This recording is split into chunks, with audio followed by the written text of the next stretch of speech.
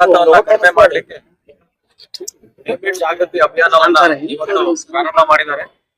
ಇದು ರಸ್ತೆ ಅಪಘಾತಗಳನ್ನ ಕಡಿಮೆ ಮಾಡಕ್ಕೆ ಬಹಳ ಮಹತ್ವದಂತ ಇದೆ. ರಸ್ತೆ ಅಪಘಾತಗಳನ್ನ ಕಡಿಮೆ ಮಾಡ್ಲಿಕ್ಕೆ ಪೊಲೀಸ್ ಇಲಾಖೆಯಿಂದ ಸಾಕಷ್ಟು ಎನ್ಫೋರ್ಸ್ಮೆಂಟ್ ಎಲ್ಲ ಕಡೆ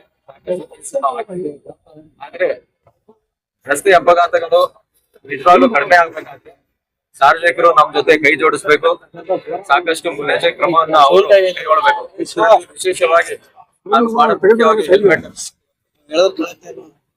ಇದು ಹೆಲ್ಮೆಟ್ ಹಾಕೋಬೇಕಂತ ಎಲ್ಲರಿಗೂ ಗೊತ್ತಿರುವಂತ ವಿಷಯ. ಆದ್ರೂ ಸಾಕಷ್ಟು ಜನ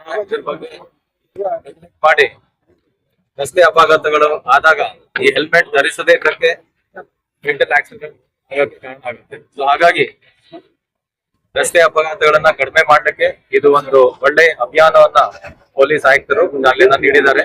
ಇದಕ್ಕೆ ಸಾರ್ವಜನಿಕರು ಹೆಚ್ಚಿನ ಆಸಕ್ತಿಯನ್ನ ತೋರಿಸಿ ಮುಂಬರುವ ದಿನಗಳಲ್ಲಿ ಟೂ ವೀಲರ್ ಅನ್ನ ನಡೆಸುವಾಗ ಬರೀ ಚಾಲಕರಲ್ಲದೆ ಇಂಡಿಯನ್ ರೈಡರ್ಸ್ ಕೂಡ ಹೆಲ್ಮೆಟ್ ಅನ್ನ ಧರಿಸಿಕೊಂಡು ಓಡಿಸ್ಬೇಕನ್ನೋದು.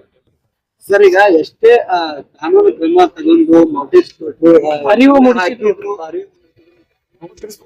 ಜನ ಹೆದರ್ತಾ ಇಲ್ಲ. ಕೊಡುತ್ತೆ ಆ ನಿಟ್ಟಿನಲ್ಲಿ ರಿಯಾಯಿತಿ ಬಂದ್ ಮಾಡೋ ತಾವೇನಾದ್ರೂ ಸರ್ಕಾರಕ್ಕೆ ವರದಿ ಏನಾದ್ರು ಕೊಡ್ತೀರಿ? ಬಗ್ಗೆ ನಾವು ಚರ್ಚೆ ಮಾಡ್ತೀವಿ ಅಧಿಕಾರಿ ಜೊತೆ. ಆದ್ರೆ ನಾನು ಈಗಾಗಲೇ ಹೇಳ್ದಂಗೆ ರಸ್ತೆ ಅಪಘಾತಗಳು ಕಡಿಮೆ ಆಗ್ಬೇಕಾದ್ರೆ ಎಲ್ಲರೂ ಸ್ಟೇಕ್ ಹೋಲ್ಡರ್ಸ್ ಏನಿದ್ದಾರೆ, ಪೊಲೀಸ್ ಇರ್ಬೋದು, ವಾಹನ ಚಾಲಕರು ಇರ್ಬೋದು, ರಸ್ತೆ ಏನು ಮಾಡ್ತಾರೆ ಅದು ಕನ್ಸರ್ನ್ ಇಲಾಖೆಯವರು ಇರ್ಬೋದು, ಎಲ್ಲರೂ ಸ್ಟೇಕ್ ಹೋಲ್ಡರ್ಸ್ ಕೈ ಜೋಡಿಸಿ ಇದನ್ನ ನಾವು ಕಡಿಮೆ ಮಾಡ್ಬೇಕು. ಸರ್, ಈಗ ಪೆಟ್ರೋಲ್ ಏನು ಹೆಲ್ಮೆಟ್ ಹಾಕೋಗಿಲ್ಲ ಅವ್ರಿಗೆ ಬೈಕ್ನವ್ರಿಗೆ ಪೆಟ್ರೋಲ್ ಹಾಕಬಾರ್ದು ಅನ್ನುವಂತ ಒಂದ್ ಚರ್ಚೆ ಕೂಡ ಕೇಳಿ ಬರ್ತಾ ಇದೆ. ಅದನ್ನೇನಾದ್ರೂ ಹಾಕ್ಬೇಕು ನೋಡಿ, ಇವೆಲ್ಲ ಒಂದು ಅಭಿಯಾನದ ಈಗ ಸಾರ್ವಜನಿಕರಿಗೆ ನಾವು ದಂಡ ಹಾಕಿ ಅವರಿಗೆ ಹೇಳ್ಬೋದು ಹೆಲ್ಮೆಟ್ ಹಾಕೊಳ್ಳಿ ಅಂತ. ಈ ರೀತಿ ಅವೇರ್ನೆಸ್ ಪ್ರೋಗ್ರಾಮ್ ಮಾಡಿ ಅವರಿಗೆ ವಿನಂತಿ ಮಾಡ್ಬೋದು.